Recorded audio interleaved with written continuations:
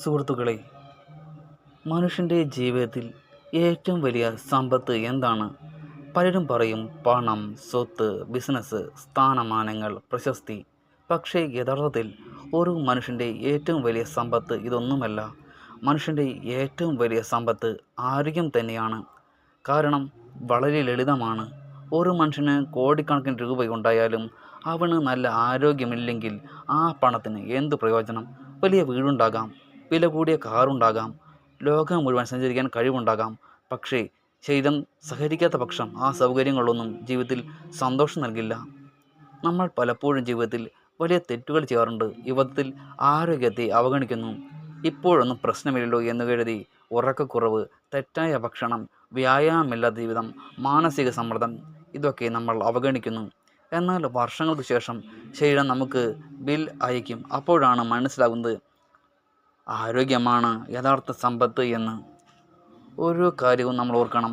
പണം നഷ്ടപ്പെട്ടാൽ വീണ്ടും സമ്പാദിക്കാം, ജോലി നഷ്ടപ്പെട്ടാൽ വീണ്ടും നേടാം.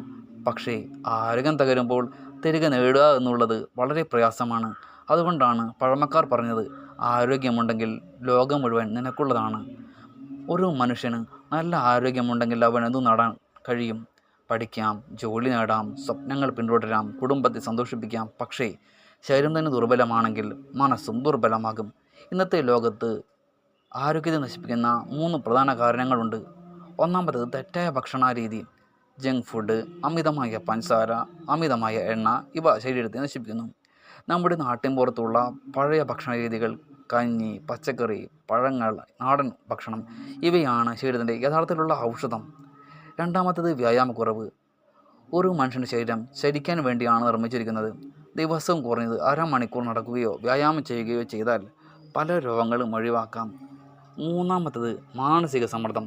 കോപം, ആശങ്ക, ഭയം ഇവ ശരീരത്തെയും മനസ്സിനെയും ദുർബലമാക്കും. അതുകൊണ്ട് മനസ്സിനെ ശാന്തമായി സൂക്ഷിക്കുക അത്യാവശ്യമാണ്.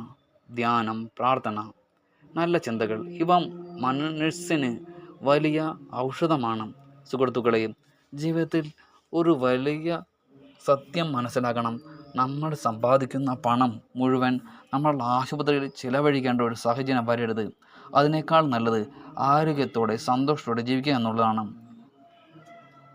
പണം കൊണ്ട് ആരോഗ്യം വാങ്ങാൻ കഴിയില്ല, പക്ഷേ ആരോഗ്യമുണ്ടെങ്കിൽ പണം സമ്പാദിക്കുവാൻ കഴിയും. അതുകൊണ്ട് ഇന്നു മുതൽ ചെറിയ തീരുമാനമെടുക്കുക.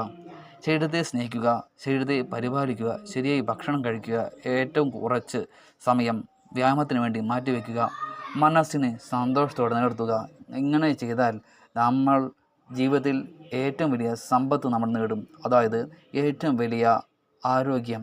അതുതന്നെയാണ് ഏറ്റവും വലിയ സമ്പത്ത്. ആരോഗ്യം എന്നും നമ്മോടൊപ്പം നിലനിൽക്കണം. ഒടുവിൽ ജീവിതവും നമ്മളെ പഠിപ്പിക്കുന്നത് ഇതുതന്നെയാണ്. ആരോഗ്യം തന്നെയാണ് യഥാർത്ഥത്തിൽ സമ്പത്ത്.